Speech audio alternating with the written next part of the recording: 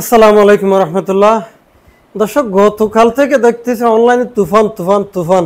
অনলাইনে হার না ছাড়া আর কিছু নেই, অর্থাৎ হার পক্ষে বিপক্ষে যুদ্ধ শুরু হয়ে গেছে। এখন আমরা 24 পরবর্তী জুলাইয়ের আগে মনে করতাম দেশের অর্থাৎ আওয়ামী লীগপন্থীরা না এর পক্ষে, বাকি সকল শক্তি জুলাই সনদের পক্ষে, হ্যাঁ এর পক্ষে। এখন গতকাল থেকে দেখতেছি হুট করে বিএনপির বড় বড় নেতারা না আর অনলাইনে পোস্ট দিতেছে গণভোট না, গণভোট না। আশ্চর্যজনক হয়ে গেছি ভাই আমরা। বিএনপি কিভাবে এই দেশে জুলাই সনদ বাস্তবায়নের পক্ষে না এর পক্ষে চলে যেতে পারে, বিশ্বাস করতেও আসলে কঠিন লাগতেছে। কিভাবে না এর পক্ষে বিএনপি চলে গেছে।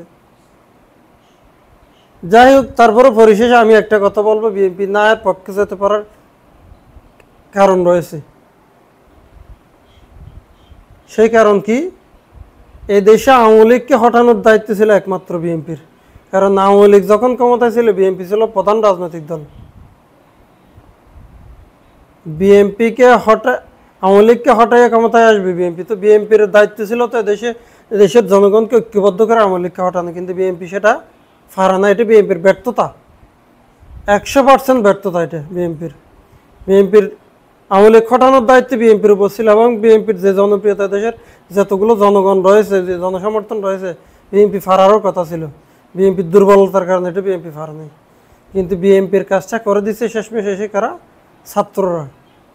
এই জন্য বিএনপি আজকে ছাত্রদের রক্তের মূল্য না দিয়ে জুলাই সনদের বিপক্ষে চলে যেতে পারছে। না হয় বিএনপি কোনোদিন পারে না দেশে জুলাই সনদের বিরোধিতা করতে। আর কেউ পারলো এদেশে বিএনপিকে জুলাই সনদ আঁকড়ে ধরা প্রয়োজন। কারণ বিএনপির কাজটা করে দিয়েছে কারা? ছাত্ররা। এটা যেটা করছে ছাত্ররা, যে আন্দোলনটা করছে, এটা একমাত্র আন্দোলন হচ্ছে বিএনপির আন্দোলন। বিএনপির কাজগুলো ছাত্ররা করে দিয়েছে। এখন সেই বিএনপি দেখতেছি জুলাই সনদের পক্ষে নাকি না এর পক্ষে চলে গেছে। তবে যা হোক, যা হয়ে গেছে হয়ে গেছে। দেখা যাচ্ছে যে বিএনপি স্থানীয় নির্বাচন দিতে গেলে ওইখানেও না ভয় পায়। আবার পেয়ার পদ্ধতিকে যেতে গেলে বললে ওইখানেও ভয় পায়। আবার এখন জুলাই সনদের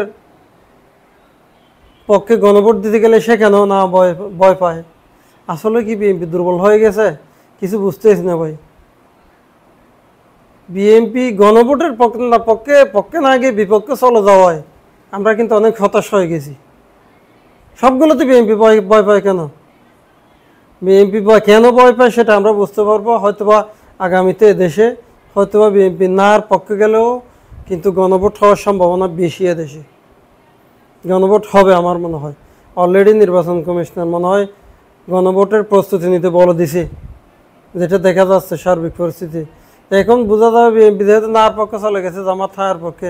এখন জামাত এবং জামাতের সাঙ্গপাঙ্গ নিয়ে যারা আছে এরা হায়ার পক্ষে থাকবে বিএনপি, এবং বিএনপির সাঙ্গপাঙ্গ নিয়ে যারা আছে এখানে আওয়ামী লীগ সহ থাকবে, তারা নায়ের পক্ষে থাকবে। ভোট ফলে দেখা যাবে কত দানে কত সাল, কার পক্ষে কত শক্তি, কার পক্ষে কত জনগণ। এটা ভোটের আগে আর একটা ভোট আমরা পেয়ে যাব, বুঝতে পারবে দেশে কারা আগামীতে ক্ষমতায় আসবে। দেখা যাক। ধন্যবাদ। আমরা ততক্ষণ পর্যন্ত অপেক্ষা করব, যতক্ষণ পর্যন্ত জুলাই সনদের পক্ষে হ্যাঁ না ভোট জয়ী হয়ে আমাদের হাতে ফলাফল আসবে, ততক্ষণ পর্যন্ত আমরা দেখব কার শক্তি এদেশে বেশি, কার জনপ্রিয়তা এদেশে বেশি। ধন্যবাদ।